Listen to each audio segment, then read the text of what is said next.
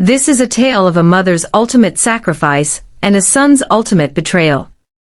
It's a chilling exploration of how love can curdle into entitlement, and how the quietest heart, when broken for the last time, can become the most dangerous force of all. This is not just a story about family, it's a thriller about survival. The door slammed shut, the sound of brutal finality that sucked all the air from the room. The bolt slid home with a heavy, grinding clunk that I felt in my teeth. My own son's words hung in the new darkness, poisonous and thick. "You're going to rot here." I could still feel the imprint of his hands on my back from the shove that sent me stumbling into this dusty, rustic prison. My phone, my last fragile thread to the outside world, skittered across the rough-hewn floorboards and died in a pathetic crackle of glass and plastic. The silence that rushed in to fill the void was absolute, broken only by the frantic, terrified hammering of my own heart against my ribs. At 66 years old, the woman who had worked her fingers to the bone, who had mortgaged her very soul for his future, was now a prisoner in a coffin of wood and ingratitude.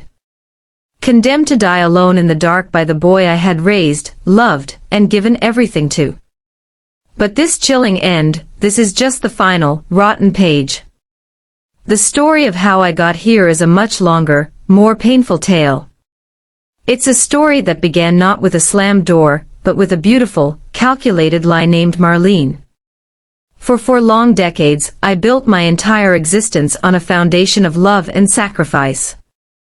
My hands, rough and permanently calloused from a lifetime of guiding needle and thread at the local textile factory, were the only tools I had to hold our small, fractured world together after his father walked out. From the moment Henry turned 8 years old, he became my sun, my moon, my entire reason for drawing breath. I remember one particular autumn afternoon, the rain tapping a sad rhythm against the window pane. He came home, his little shoulders slumped in defeat, tears cutting clean paths through the day's grime on his cheeks. The other children had been cruel, mocking his worn-out, second-hand sneakers. That very night, I counted out the money I'd painstakingly saved for a new dress, a small, frivolous dream of feeling pretty and new again, and without a second thought, I spent it all the next morning on the finest, most expensive pair of sneakers in the entire store. The radiant, unburdened smile that lit up his face the next morning was a currency that sustained me for a year. That single moment became the pattern of my life. Every sacrifice was a sacred privilege. I volunteered for endless double shifts to buy the motorcycle he desperately wanted at 16. I signed the papers to mortgage the very roof over our heads to pay for his prestigious engineering degree at 21. I never once complained. I wore my exhaustion like a badge of honor, truly believing that a mother's love was a bottomless, self-replenishing well, and that I should expect nothing in return but his happiness and his respect. And for a few blissful years it seemed my faith was well placed. His university graduation day was, without question, the proudest day of my entire life. Seeing my son, my Henry, standing there in his sharp, new suit, a genuine leather briefcase in his hand, filled me with a joy so profound it brought tears to my eyes. For a short, golden time afterward, he was the perfect, devoted son. He visited me every single Sunday without fail, took me out to elegant dinners, and always looked me in the eye and told me how grateful he was for every single sacrifice I had ever made. I truly believed that all the struggle, all the sleepless nights, had been worth it. Then, he met Marlene. The very first time he introduced us, a visceral chill, a primal warning, shot down my spine. It was her eyes. They were cold, appraising, and held no genuine warmth. She looked at my Henry not as a man to be loved, but as a valuable asset, a prize to be won.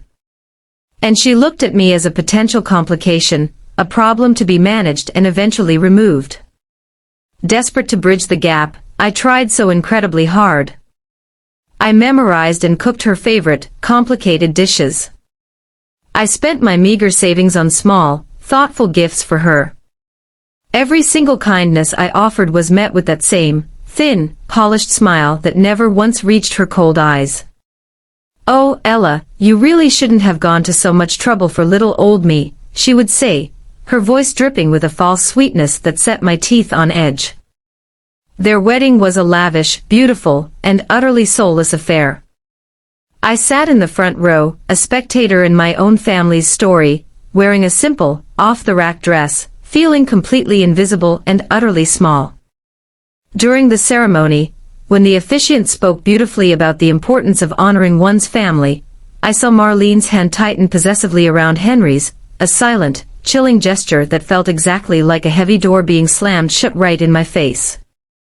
The slow, painful erosion of my relationship with my son began almost immediately after they returned from their honeymoon. Henry's once reliable Sunday visits became shorter, more infrequent, and were always, without exception, chaperoned by Marlene. She was a master of the subtle, cutting remark disguised as concern. "Henry, darling, don't forget we have that important dinner with my parents at 7, she would announce, the moment he finally seemed to be relaxing and enjoying a conversation with me. Or, even worse, "Sweetheart, your mother is looking very tired tonight. Perhaps we should be going so she can get some proper rest," spoken as if I were a frail, senile old woman who needed to be put away for the night, instead of a vibrant, capable woman who simply craved time with her son. The loving, considerate young man I had raised with every ounce of my being was being systematically erased, pixel by pixel, and replaced with a distant, impatient, and often embarrassed stranger who seemed increasingly ashamed of his own humble beginnings and the mother who so clearly embodied them. The first truly seismic crack in the very foundation of our relationship appeared on a perfectly ordinary Sunday afternoon, just 3 short months after his wedding. I had spent the entire morning preparing his absolute favorite meal, the same hearty chicken stew he had adored since he was a small boy, the aroma filling my small home with a sense of warmth and anticipation. He arrived alone, which filled my foolish heart with a burst of hope, but the familiar warmth was completely absent from his eyes. He greeted me with a cold, perfunctory peck on the cheek that felt like an insult. "Mom, we need to talk," he stated flatly, his gaze fixed somewhere over my shoulder, refusing to meet my eyes. "Marlene and I have been discussing it, and we both think it would be healthier if we started to have a bit more space. These constant weekly visits are starting to affect the intimacy of our new marriage." I felt the solid kitchen floor lurch violently beneath my feet. "Space?" I managed to whisper, my voice trembling. "Henry, you only come to see me once a week. How on earth could that possibly affect your marriage?"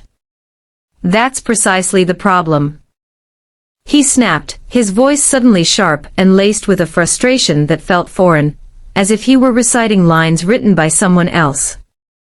"I'm the only thing you have in your life, Mom. Don't you see how suffocating that is for me?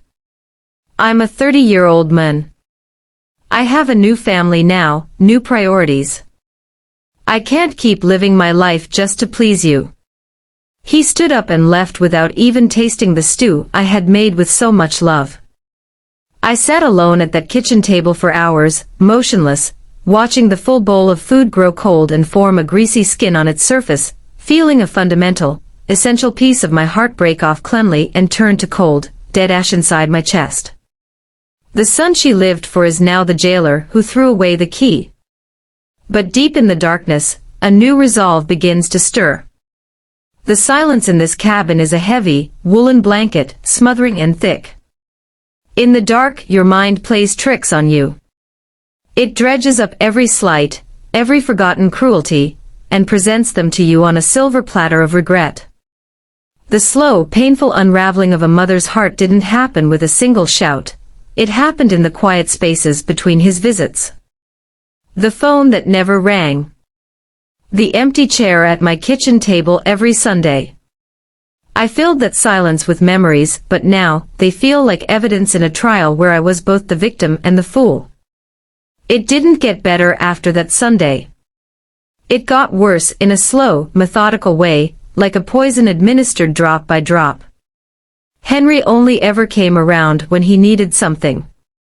He wasn't visiting a mother, he was visiting a resource. And I, in my desperate hunger for any scrap of his attention, I let him. I was a willing participant in my own destruction. He showed up one afternoon, that practiced, charming smile plastered on his face, the one I now realize he reserved for getting his way. "Mom, I need a huge favor." It was always a favor. This time, it was $5,000. A down payment for a new, more appropriate car for Marlene. $5,000. That envelope contained my entire life's savings, every single penny I had scraped together for a medical emergency, a leaky roof, for the day I couldn't work anymore. But he looked at me with his father's eyes, and my resolve, already brittle, shattered into 1,000 pieces. "Of course, my boy," I heard myself say, the words tasting like ash.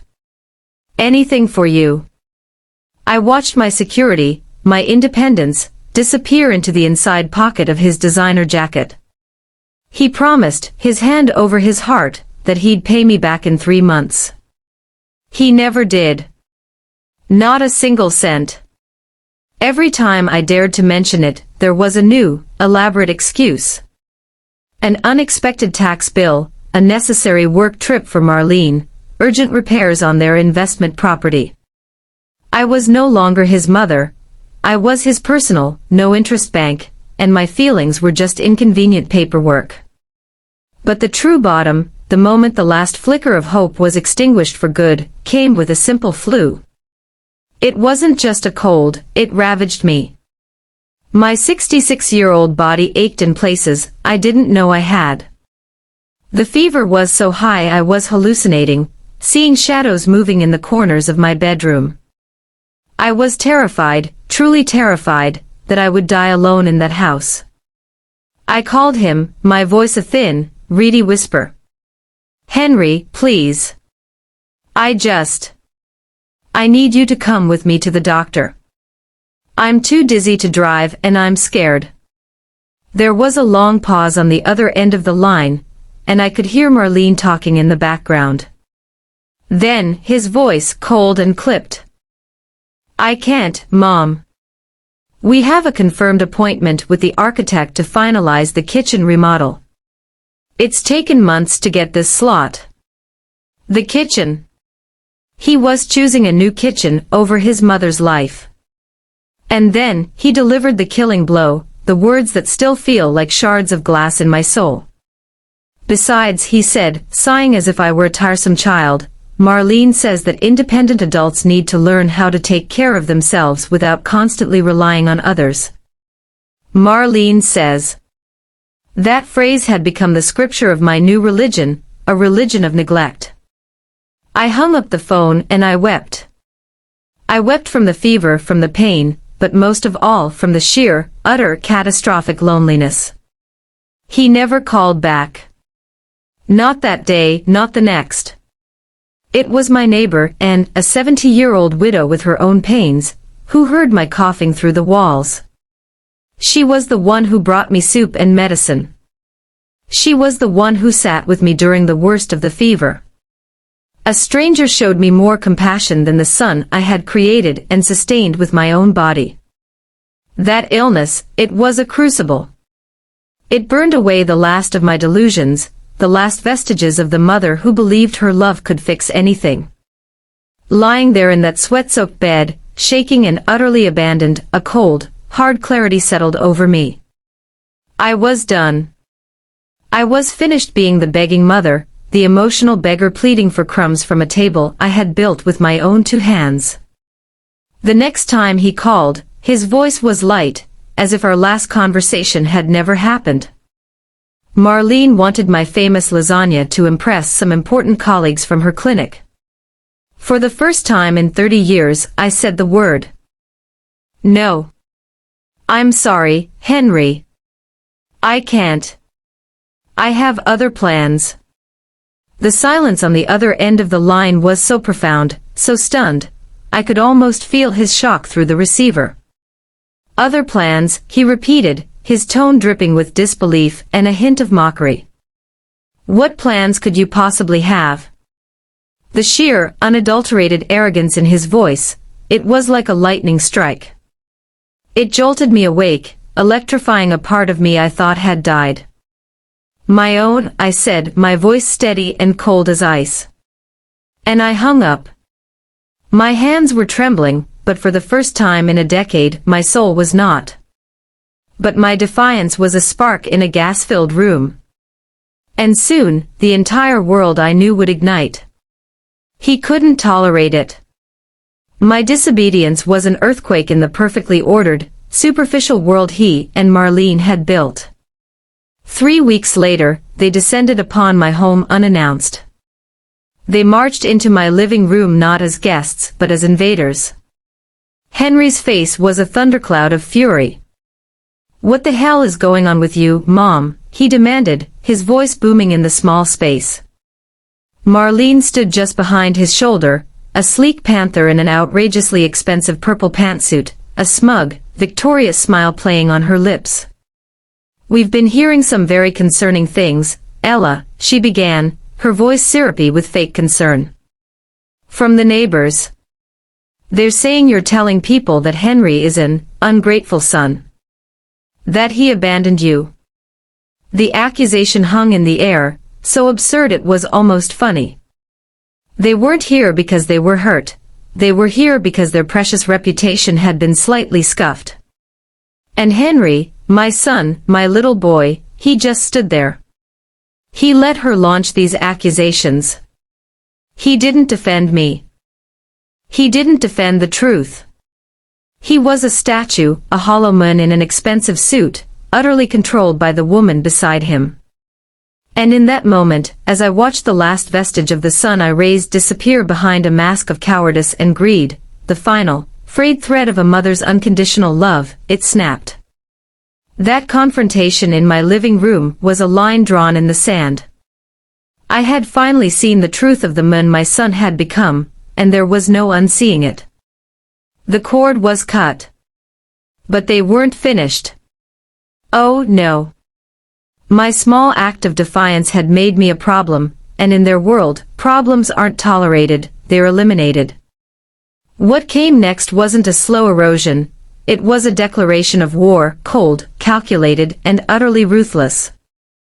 They had decided that my existence, my very independence, was an inconvenience to their perfect future. And they had a plan to remove it. The phone call came a week later. Henry's voice was different, not angry, but slick, almost sympathetic. "Mom, we've been talking, and we're worried about you. That big house, all alone, it's too much for a woman your age." He spoke as if he were offering a lifeline, but every word was a barb. "Marlene found a wonderful facility, a senior living community. They have activities, medical staff on site, you'd be so much safer there." A facility. A euphemism for a storage unit for the elderly. My blood ran cold. I stammered something about being fine, about my home, my memories.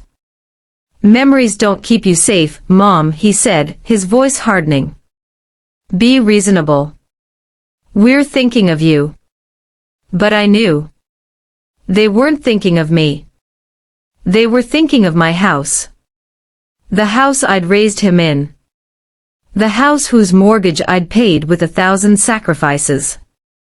It was an asset, and I was the squatter in the way of their profit. They showed up the next day to discuss the details. They sat on my sofa, my son and his wife, and laid out my future with the detached precision of corporate raiders. "The facility has immediate availability," Marlene said, her eyes scanning my living room, no doubt already mentally redecorating. "We could take you for a tour tomorrow." Tomorrow. The word was a punch to the gut. "And this place," Henry added, gesturing vaguely around us. "It's a great lot. With the right renovations, or honestly, a clean demolition, we could get close to 400,000. Combined with your savings, it's the down payment for our dream home." There it was. The naked, ugly truth, laid bare without a hint of shame. My home, my life, my savings, it was all just capital for their dream. I was a business transaction.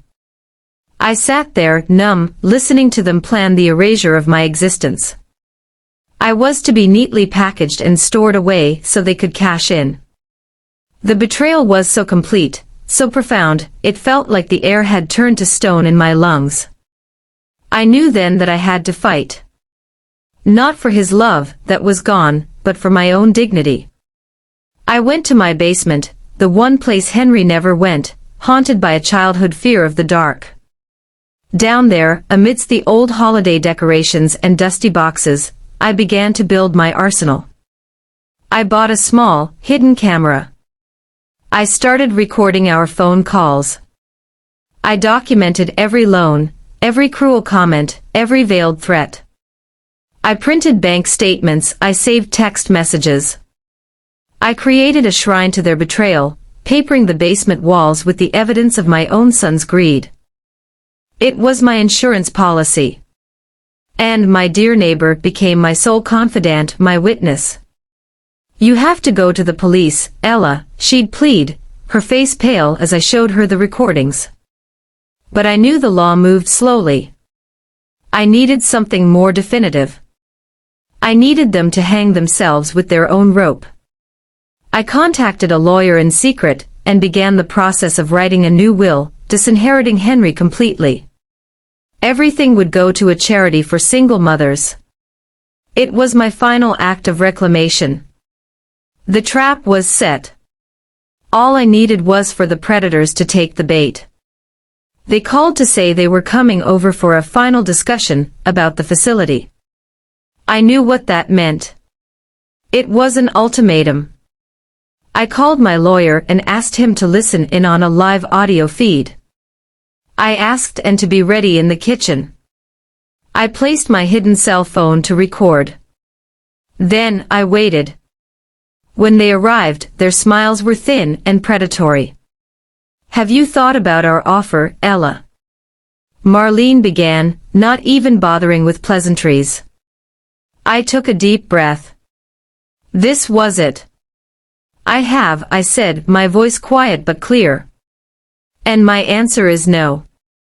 I am not leaving my home. I am not going to any facility." The silence was instantaneous and explosive. Henry's face darkened. "This isn't a request, Mom. It's what's best for you." "You don't get to decide what's best for me," I replied, standing my ground. "This is my house. My life. Your life." Henry laughed, a harsh, ugly sound. "Mom, be realistic. You can't take care of yourself. You'll fall. You'll get sick again. Then what? We're trying to help you." It was the same condescension, the same manipulation. But this time, I was ready. She had the evidence. She had the will. But would it be enough to stop a son who now saw her as nothing but an obstacle? The argument escalated, their masks of concern crumbling away to reveal the raw greed and frustration beneath. "We're your family," Marlene shrieked, her composure gone. "You owe us this. After everything we've put up with." That was when I played my first card. "I know about the $400,000, I said, my voice dangerously calm. "I know you plan to demolish this house and sell the lot." Their faces went slack with shock. "How did you?" Henry started. "It doesn't matter," I interrupted. "What matters is that I've made a new will. You inherit nothing.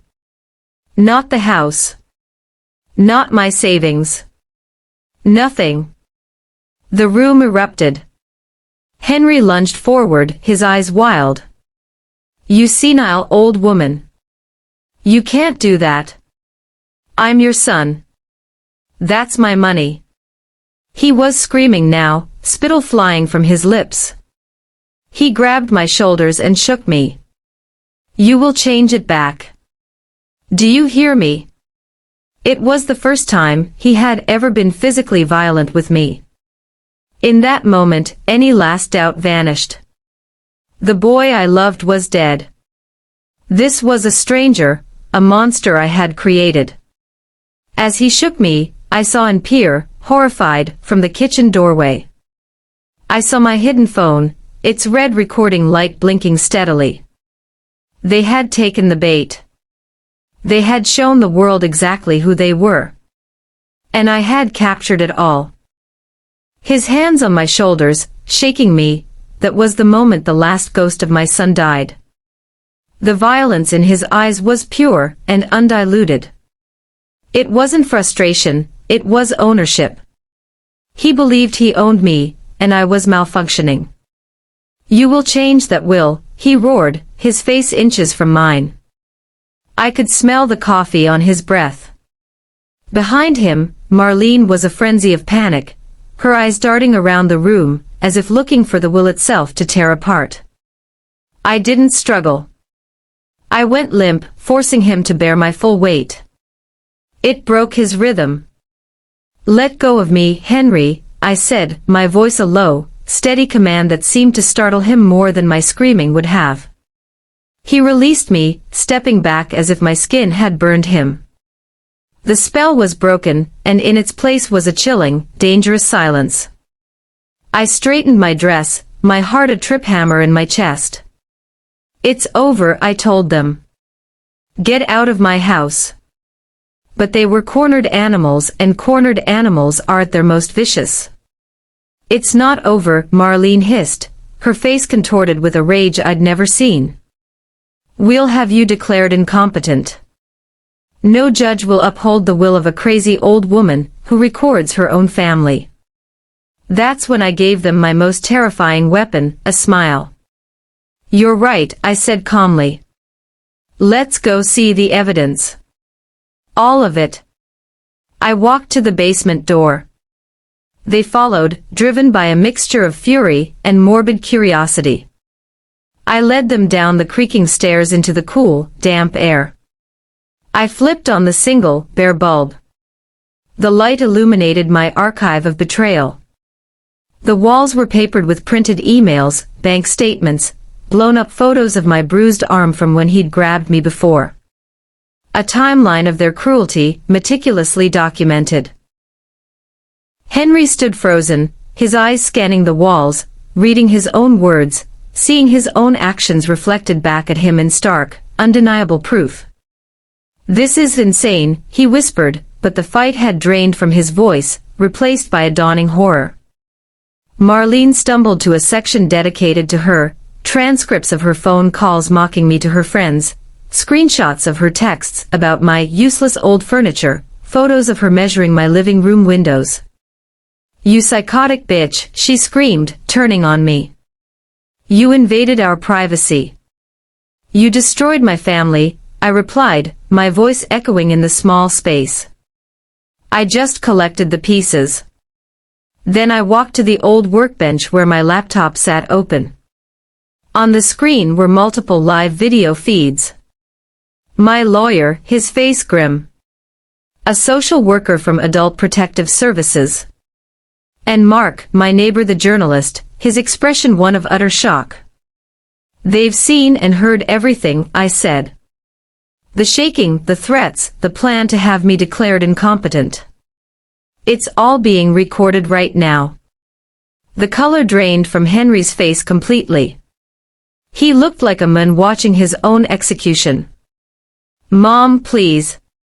He begged, his voice cracking. My job, my life. Always his reputation. Never my pain. The police arrived minutes later, called by my lawyer. The officers took statements while Henry and Marlene stood in stunned silence. I pressed charges for assault, intimidation, and elder abuse. The evidence was overwhelming. In the weeks that followed, the fallout was swift and brutal. The newspaper article ran with the headline, "A Mother's Sacrifice, a Son's Betrayal." Henry was fired. Marlene was let go from the clinic.